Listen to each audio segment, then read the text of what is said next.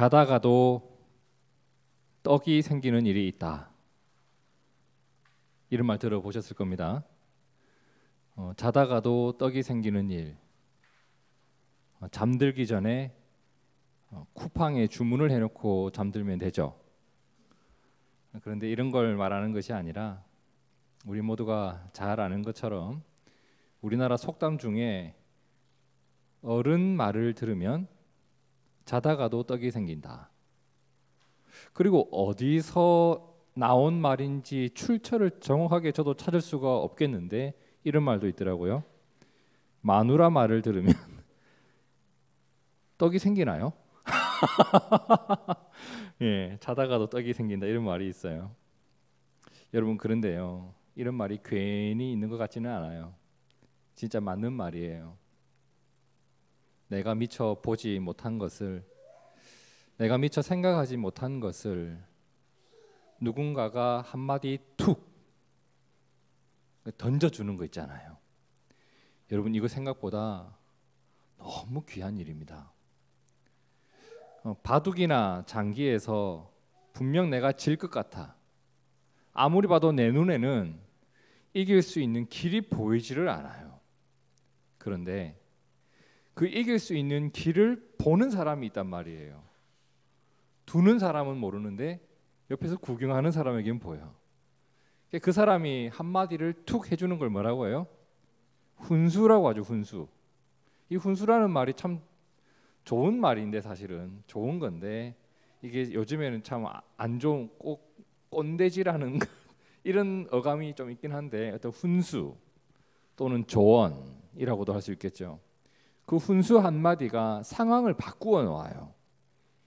질 것만 같았던 경기를 이길 수 있도록 상황을 바꾸어 놓죠. 운동 경기에서도 그렇잖아요. 이렇게 운동장에서 카메라가 비추고 있는 건 선수들이에요. 그런데 카메라가 비추지 않는 곳에는 누가 있어요? 감독과 코치들이 있다고요. 감독과 코치가 얼마나 중요해요. 경기를 읽어내고 이길 수 있는 길을 찾아내고 조언해 주는 사람들이 감독과 코치들입니다. 정말 중요한 사람들이죠. 누군가의 조언 덕분에 자다가도 떡이 생기고 나를 이기기도 하고 상황이 유리하게 역전이 되기도 하고 그렇습니다. 그럼 우리의 인생에 내 삶의 조언자는 없을까? 아주 길기로 유명한 시편 119편을 보면 하나님을 내 인생의 감독으로 모시고 살았던 한 시인의 고백이 아주 길게 나옵니다. 그 가운데 이런 고백이 있죠. 시편 119편 105절을 우리 함께 읽어볼까요? 시작. 주의 말씀은 내 발의 등이요 내 길의 빛이니이다. 하나님의 말씀이 내 인생의 감독입니다. 내 인생을 코치해 줍니다 라는 말이죠. 세상에 이러한 생각을 가지고 살아가는 사람은 그리 흔하지 않아요. 매우 적습니다. 세상의 보편적인 모습은 어때요? 사람들의 보편적인 모습. 저는 사사기 21장 25절을 보면서 사람들은 이렇게 살아가지라고 느끼곤 하는데 이런 말씀이 있죠. 그때에 이스라엘의 왕이 없으므로, 그때에 사람들이 하나님을 왕으로 모시지 아니하였으므로, 그들이 하나님의 말씀을 귀담아 듣지 않았으므로 어떻게 해요? 사람이 각기 자기의 소견에 옳은 대로 자기 이익을 따라 자기 마음의 소리를 따라 자기 욕구를 따라 행하였더라. 예, 이 말씀은 사람들이 반복하여서 하나님을 버리고 하나님을 등졌던 사사시대, 그 시대의 모습을 기록한 사사기의 제일 마지막 구절입니다. 우리가 왜 이렇게 하나님을 버리고 살았는가? 이유는 간단하다. 사람이 각기 자기 소견대로 살았기 때문이다. 이게 요즘도 볼 수 있는 보편적인 모습 아닐까 생각을 해보게 돼요. 하지만 그 가운데에서 방금 읽었던 시편 119편 말씀을 고백했던 시인처럼 주의 말씀은 내 발의 등입니다. 주의 말씀이 내 길의 빛이 됩니다 라는 믿음으로 살아가는 소수가 있더라는 거예요. 엘리야 시대에도 바알에게 무릎 꿇지 않은 7,000명이 있다고 했었습니다.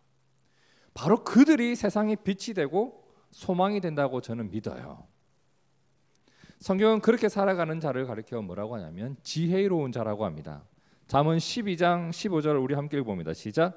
미련한 자는 자기 행위를 바른 줄로 여기나 지혜로운 자는 권고를 듣느니라. 지혜로운 자는 하나님의 코칭을 받는 사람이에요. 성도 여러분, 한번 생각해 봅시다. 누가 내 인생을 코치해 줄 수 있어요? 요즘에 좋은 말들 막 얼마나 많아요. 강연도 많고, 요즘에 그렇게 말 가지고 사람들을 위로해 주는 사람들 얼마나 많아졌어요. 그런데 그렇게 본인이 건넨 그 조언의 책임을 져주는 사람이 없어요. 듣기는 좋은데 그 말대로 따라갔을 때 나에게 그가 말했던 일이 일어나는가? 책임을 지는 사람은 아무도 없어요. 조언은 누구나 하지. 그런 의미에서 저는 하나님 말씀을 너무너무 좋아합니다. 왜? 하나님의 말씀은 결론이 명확해. 반드시 저에게 유익하고 생명을 얻게 하는 길을 말씀해 주는 분은 하나님이세요. 그리고 하나님의 말씀은 무책임한 말이 아니란 말이에요. 그분의 뜻과 의지를 담아서 주신 말씀이고, 그분의 말씀을 따라간 일에 대해선 그분이 책임을 지시는 책임이 있는 말씀이라고 저는 생각을 해요. 저는 말씀을 따른 자에게 주시는 하나님 은혜를 믿어요. 여러분, 하나님 말씀을 듣다 보면요, 자다가 떡이 생기는 정도가 아니라 생명과 복을 얻게 되리라 저는 믿어요. 오늘 본문인 시편 19편은 하나님 말씀을 듣고 따르는 한 시인이 내가 하나님의 말씀을 따라가다 보니까 그 말씀이 나에게 이런 일을 이루어 주더라. 그렇게 하나님 말씀을 통해서 얻게 된 유익을 노래한 부분이 나와요. 먼저 우리 시편 19편 7절과 8절을 함께 읽어볼까요? 시작. 여호와의 율법은 완전하여 영혼을 소성시키며 여호와의 증거는 확실하여 우둔한 자를 지혜롭게 하며 여호와의 교훈은 정직하여 마음을 기쁘게 하고 여호와의 계명은 순결하여 눈을 밝게 하시도다. 좋은 말인데 이해가 잘 안 돼. 그래서 제가 메시지 성경으로 다시 한번 읽어드릴 테니까 잠잠히 한번 다시 한번 마음에 새겨 보세요. 하나님의 계시는 온전하여 우리 삶을 회복시키고 하나님의 이정표는 확실하여 바른 길을 알려준다. 하나님의 인생 지도는 정확하여 기쁨에 이르는 길을 보여주고 하나님의 지시는 분명하여 알아보기 쉽다. 여러분, 성경을 읽고 그 말씀을 마음에 담아두면요, 무엇을 하면? 성경을 읽고 그 말씀 한 구절을 내 마음에 담아두면 그것이 내 생각이 여기저기로 흘러가지 않도록 지켜주는 울타리가 될 때가 있어요. 그거 경험해 보셨나요? 그리고 그 말씀이 내가 어떤 어려움을 겪을 때 여전히 소망을 품을 수 있는 근거가 되기도 해요. 내가 아무리 큰 힘을 가지고 좋은 것을 가졌어도 그 순간에도 내가 겸손할 수 있는 이유가 되기도 해요. 무엇이? 성경을 읽고 그 말씀을 내 마음에 담아두는 것. 저는 성경을 읽다 보면 많은 경우 이런 일을 경험하게 되는데요. 자, 성경책을 펼치고 제 눈으로 제가 성경을 읽고 있어요. 그리고 읽은 말씀이 저를 읽어갑니다. 이 말 이해되세요? 내가 읽은 말씀이 내 모습을 드러나게 해요. 히브리서 4장 12절에 이런 말씀이 있죠. 하나님 말씀은 살아있고 활력이 있어 좌우에 날선 어떤 검보다도 예리하여 혼과 영과 및 관절과 골수를 찔러 쪼개기까지 하며 또 마음의 생각과 뜻을 판단하나니. 하나님 말씀을 묵상하다 보면 내가 애써 외면했던 일이 보여요. 진짜 그래요. 그 죄 지을 때는 성경 읽기가 싫어. 왜? 자꾸 죄가 보이니까. 알아도 외면했던 일이 보여요. 내가 타협했던 일들도 보인단 말이에요. 감추었던 일들이 보이기 시작하고 내가 해야 할 일도 보이기 시작해요. 내가 성경을 읽는데 성경이 나를 읽어서 내가 가야 할 길을 밝히 보여준단 말이에요. 이것을 다르게 표현한다면 내 인생을 위한 하나님의 조언이 들려온 거예요. 그 순간 내가 알아야 돼. 보였다는 것은 들린 거예요. 하나님이 지금 나에게 이러한 일을 원하신다라는 것을 들은 거예요. 어른들의 말을 들으면 자다가도 떡이 생긴다. 감독과 코치의 말을 들으면 경기에서 이길 수 있다. 하나님이 내 인생 가운데 조언을 주시고 내 인생에 바른 길을 말씀해 주시는 것, 이게 얼마나 귀한 일입니까?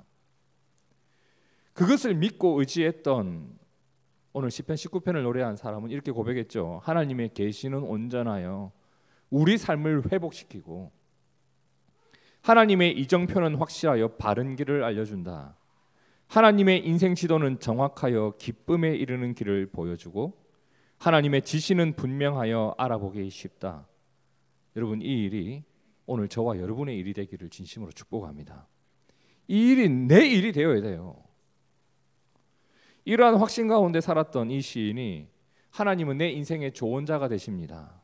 내 인생에 멋진 훈수를 주시는 분입니다. 라는 것을 이렇게 고백하는데 그게 오늘 본문이죠.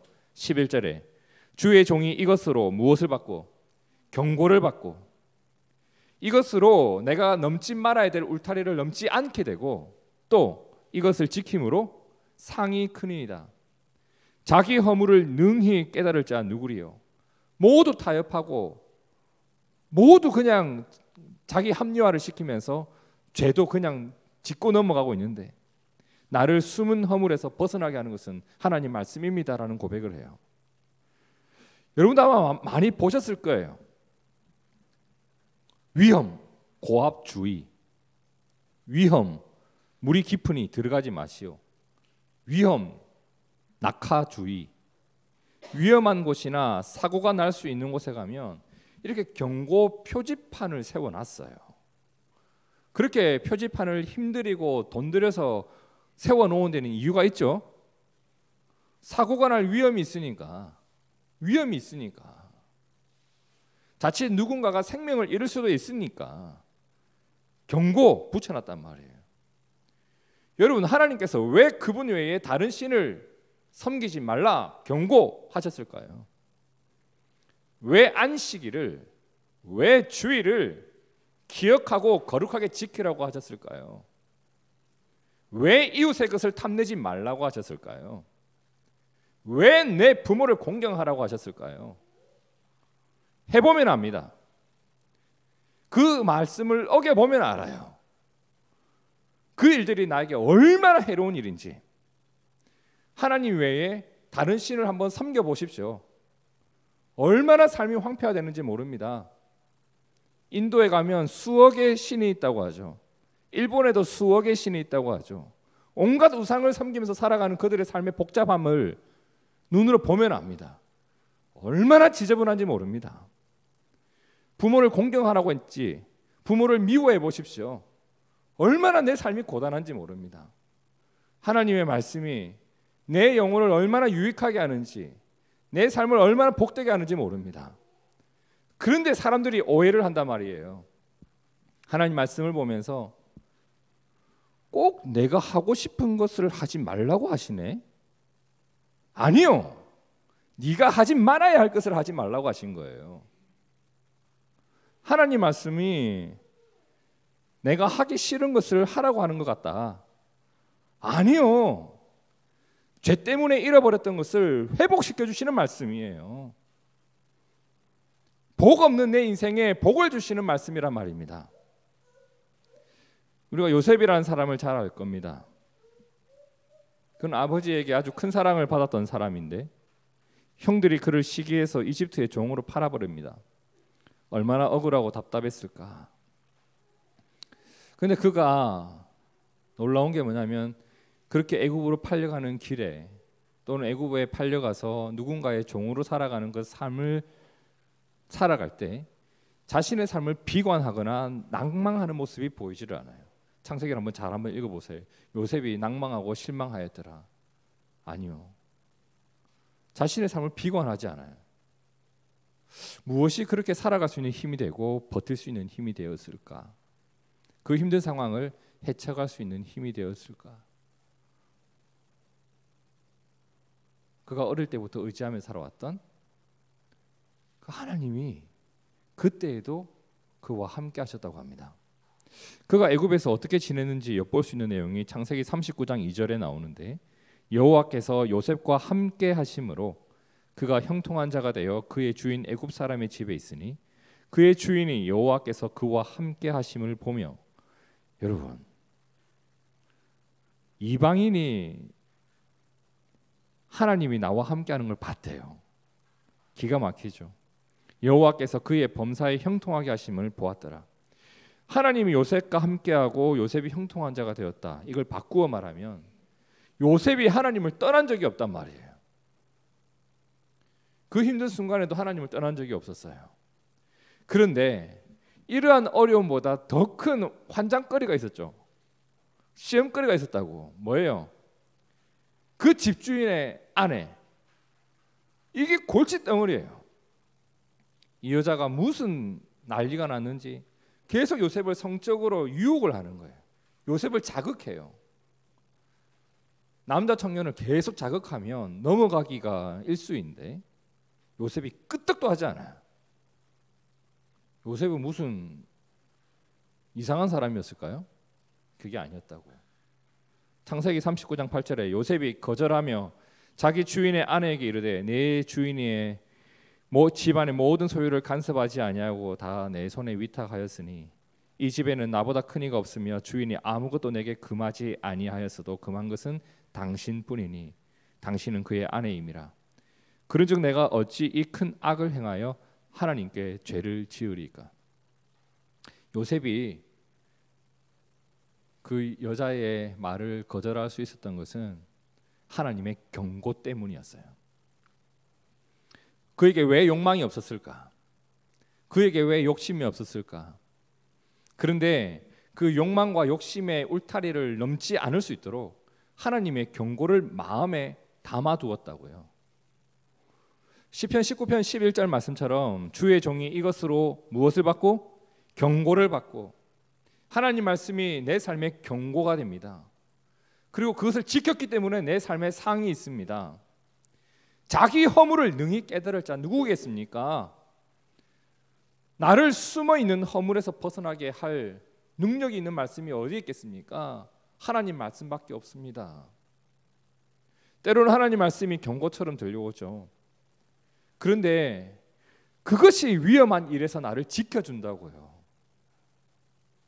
내가 하고 싶어하는 마음을 참을 수 있는 힘이 된다고요. 하나님 말씀이 자기 소견을 따라, 자기 욕망을 따라 살아가고자 하는 내 본성을 막아준다고요. 그래서 요셉이 지켜졌던 겁니다. 때로는 하나님 말씀이 명령처럼 들려와요. 따르기 싫은데. 그런데 그 말씀이 나를 열매 있는 삶으로 몰고 간다고요. 말씀이 나를 생명이 있는 곳으로 인도해 갑니다. 그래서 성도 여러분, 하나님 말씀이 하루하루 매일매일 나에게 더해져 가는 거 있죠. 이건 복을 더하는 거예요. 너무 귀한 일입니다. 언젠가 들었던 이야기 같습니다. 교회를 다니지 않았던 제가 대학 시절에 교회를 다니기 시작하면서 마음에 결심했던 일이 하나 있었습니다. 내가 하나님을 믿기로 작정했다. 나에게 믿음이라는 게 생겼다. 내가 하나님을 믿고 살아가기 시작하는데 진짜 환장하겠는 게 하나님이 어떤 분인지 모르겠는 거예요. 교회를 다녀도 설교를 들어도 하나님이 어떤 분인지 모르겠어. 그 당시 목사님이 저처럼 설교를 잘하지 못했어요. 그래서 제가 작정을 했죠. 성경을 읽어야 되겠다. 교회 성경책을 줬습니다. 하지만 남이 준 것은 잘 안 읽어지죠. 내 돈 주고 서점에 가서 내가 원하는 폰트, 내가 원하는 줄 간격, 내가 원하는 자간이 있는 성경책을 찾았어요. 내가 가장 읽기 좋아하는 스타일의 성경책을 찾아서 샀죠. 되게 비쌌습니다. 아침마다 도서관에서 읽었습니다. 저는 해 뜨기 전에 학교를 가서 해가 뜰 때 이제 공부를 시작했는데 딱 그 시간 해 뜨기 전까지는 성경을 읽겠다. 근데 성경을 펼치면 창세기부터 나오잖아요. 창세기를 읽으면서 매우 인상 깊었던, 그때 초신자였잖아요. 저도 초신자가 보기에도 이런 게 이런 거구나 라고 느꼈던 게 있었습니다. 하나님이 계속 뭔가 말을 걸어요. 세상에 빛이 있어라 이럽니다. 세상에 하나님이 말을 걸어요. 근데 하나님이 말을 걸었는데 세상이 순종을 하네요. 빛이 있으라니까 빛이 생겨버렸어. 야, 이 뭔 일이지? 근데 그 뒤에 나오는 말이 있었어요. 하나님 보시기에 좋았더라. 땅과 바다를 나누고 땅에서 채소가 나고 나무가 올라오는데 하나님 보시기에 좋았더라. 해와 달을 만드시고 그 해와 달을 보시는데 하나님 보시기에 좋았더라. 저는 창조를 진화론 이런 건 모르겠어요. 다만 하나님이 창조하실 때 모습을 보니까 그분의 말씀이 이 땅에 더해졌고 하나님이 말을 걸어왔고 그 말들이 이루어져 갈 때 하나님 보시기에 좋은, 세상에 평화가 있고 살아갈 만한 곳이 되는 변화가 시작되더라. 그렇게 하루하루 하나님의 창조가 이루어졌다는 것은 하루하루 하나님 말씀이 더해졌다는 거예요. 그렇죠? 말씀이 세상에 더해지면 더해질수록 세상이 어떻게 변해갔나요? 하나님 보시기에 좋고 또 좋아지고 또 좋아지는 걸로 계속 바뀌어가는 거예요. 하나님께서 그분의 뜻과 의지가 담긴 말씀을 세상에 건네셨고 세상이 하나님 보기에 좋은 세상으로 가꾸어져 갔다라고 합니다. 그렇게 하루하루가 쌓여간 거예요. 그래서 여러분에게 추천하고 싶은 신앙생활의 아름다운 모델이 저는 창세기 1장이라고 생각을 해요. 하나님 말씀이 그렇게 더해져야 되는 거예요. 빛이 있으라. 너에게 사랑이 있으라. 용서가 있으라. 오늘은 나눔 한번 해보지 않을래? 오늘은 용서 한번 해보지 않을래? 야, 오늘은 쉬자. 쉬어. 그렇게 하나님 말씀이 이렇게 더해져 갈 때 하나님 보시기에 좋은 내가 되어져 가고 하나님 보시기에 좋은 가정이 되어져 가지 않겠어요? 이 일이 우리의 삶을 하나님 보시기에 좋은 삶으로 이끌어주는 일이 되고 하나님의 상이 있는 일이 되리라 저는 믿어요. 지난주에 이런 말씀을 계속 묵상하고 있는데 그래서 그런지 모르겠는데 누군가 써놓은 한 줄의 글이 가슴에 꽉 박혀버리더라고요. 뭐라고 써놨냐면 평생 성경 말씀 한 구절 마음에 안 새기면서 섭섭했던 말은 평생 마음에 새기는 우리들 교회, 이렇게 써놓은 거예요. 그 글을 보면서 이런 부류는 절대 되지 말아야 되겠다. 그 일을 성령께서 도와주십니다. 예수님께서 제자들에게 주셨던 말씀인데 십자가 위에서 죽으시기 전날 마지막 만찬에 있던 밤이었죠. 그때 식사를 나누고 제자들에게 이런 말을 해요. 예수께서 대답하여 이르시되 사람이 나를 사랑하면 내 말을 지키리니 내 조언을 들으리니 내 아버지께서 그를 사랑하실 것이요 우리가 그에게 가서 거처를 그와 함께 하리라. 예수님은 우리 곁을 떠나지만 누군가를 보내신다고 하죠. 보혜사, 곧 아버지께서 내 이름으로 보내실 성령, 그가 너희에게 모든 것을 가르치고 내가 너희에게 말한 모든 것을 생각나게 하리라. 성령께서 너희를 가르치고 내가 너희에게 말한 것을 생각나게 하실 것이다. 성도 여러분, 오늘도 우리와 함께 하시는 성령께서 하나님의 말씀을 내 마음에 품을 수 있도록 도와주실 거예요. 나를 이끄시는 하나님 말씀을 또 생각나게 하실 거예요. 그래서 여러분 성령 충만하시길 축복합니다. 주의 말씀이 나를 가르치고 나를 인도하는 이 일이, 하나님이 내 인생의 좋은 자가 되는 이 귀한 일이 오늘 저와 여러분의 일상 속에서 경험되어지는 은혜의 사건이기를 진심으로 축복합니다. 함께 기도하겠습니다. 하나님 아버지, 우리의 좋은 자가 되어주셔서 진심으로 감사드립니다. 나도 한 번밖에 살아보지 못했고 나도 처음 경험하는 일이기에 무엇이 옳은지, 무엇이 바른지, 무엇이 유익한 일인지 잘 모르겠습니다.